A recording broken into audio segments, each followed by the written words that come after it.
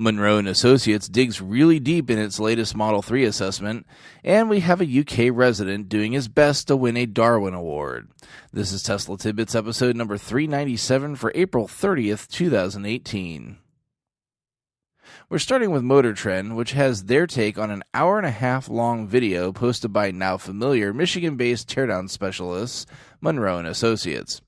As you know, if you've been following the show for a while, Munro and Associates first made Tesla news when criticizing Model 3 with some fairly tired criticisms, along with a couple of valid ones in its initial evaluation. They later posted updated, more positive impressions following more time with the car and some time behind the wheel. Now they've gone really far down the rabbit hole and have some mixed impressions. Putting it succinctly, CEO Sandy Munro says the car has a, quote, dual personality, end quote. The biggest kudos probably surround the battery pack. While the team wonders about the ability to recycle the pack for other cars or purposes, as they had a struggle getting into it, they follow those concerns with some glowing praise.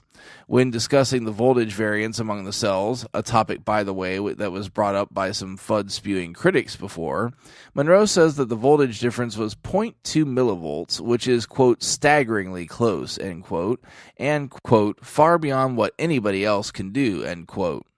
One other critique was the decision to manufacture the top of the pack with metal rather than cheaper, lighter, fireproof plastic. Over to the negative side, the company criticizes the very heavy bodywork on the car. While much of the car is built using aluminum, the body is heavier than other cars of its size. Munro said, quote, "The strategy for the body is about as bad as it could be. It's heavy and much more expensive than even the carbon fiber BMW i3, end quote. More expensive than carbon fiber is pretty rough. They conclude that better following the industry best practices could reduce cost and increase range by reducing the weight of the vehicle. Back to the good side again, we get to the electronics of the car. Based on these comments, you'd almost wonder if SpaceX helped design some of these systems. Regarding the consolidation of 3 or 4 modules to one board, Munro said, quote, "The controllers are much, much more advanced than anything we've seen, and they're all in one location," end quote. We flip back for a moment to Tesla's infamous panel gaps, which at this point I don't think are news. I think it's more of a beating a dead horse situation. We know they're inconsistent, and they're working on it. Finally, they end on a judgment of the base engineering. On the electronics and tech side of the house, Tesla killed it, and per the article, did it, quote, better than any current competitor Munro has studied, and his team has scrutinized all the leaders, end quote. But on the body structure and manufacturing design, they're behind the industry. I'll admit, when Mr. Munro and company first burst onto the Tesla scene, it seemed to me he had a Tesla axe to grind, especially being based out of Auburn Hills, Michigan, a stone's throw away from many of the auto industry mainstays in Detroit. However, having seen the insane level of detail that they seem to be evaluating at, and especially giving credit where it's due, it seems we're getting a pretty fair evaluation of the Model 3, one that Tesla would probably do well to pay attention to.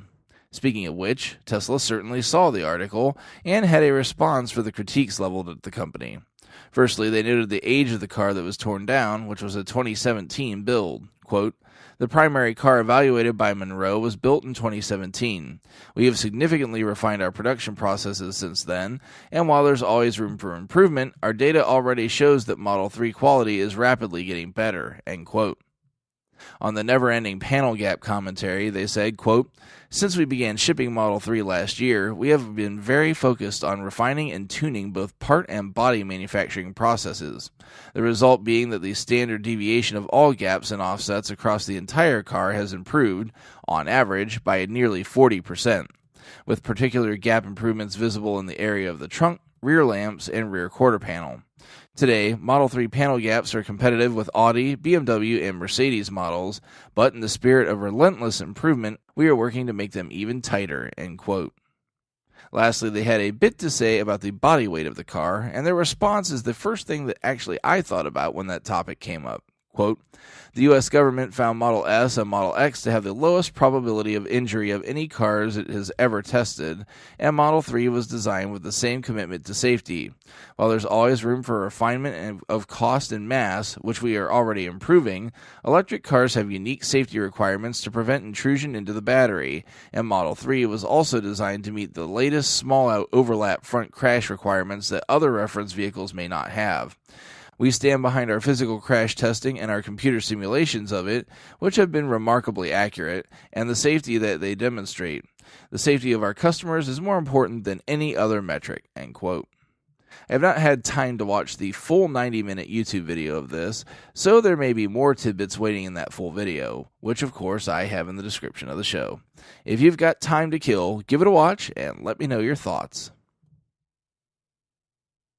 Lastly, for this show, we have a situation in the UK that I feel the need to do the story to impress upon people the sheer witlessness of the act. A Tesla owner across the pond has had their license suspended for 18 months for dangerous driving. The Nottingham resident was arrested for leaving the driver's seat and sitting in the passenger seat while autopilot drove down the M1. He'd have gotten away with it too, except in a stupefying move, he'd shared the photos to social media, which the police obtained, and led to his arrest. In addition to the 18-month suspension for his driver's license, he picked up a 100-hour unpaid work obligation, was ordered to carry out 10 days rehabilitation, and pay £1,800 in costs to the Crown Prosecution Service. Hope that faux taxi ride was worth it. You can check out the links to the full stories in the show description. While you're doing that, please consider supporting the show financially through Patreon at patreon.com/Tesla Tidbits. Thanks very much to our super patrons out there supporting the show at the $10 plus level. They are John Waltower, Drew Schuyler, John Waller, Mark and Sarah Thomas, Ryan Scarborough, Lee Sweet, William Henry Crew III, Dorian Steve Guberman, Brendan Quindici, Joey Boots, Ralph and Cheryl Waterhouse, Adam Raymer Brown, Megawatt Photovoltaic Development, Todd Sullivan, Robert Healy, Mitch Long, and Zortec LED Canada. If you can't support with dollars, be sure to show your love with positive reviews and subscriptions on YouTube, iTunes, and other services across the internet. That's it for today's episode. If you have feedback for me, the best way to be heard is to tweet at Tesla Tidbits and use the hashtag AskTeslaTidbits if you'd like your question to be considered for the show. I'll see everyone back here again tomorrow. Until then, keep it charged and hit the road.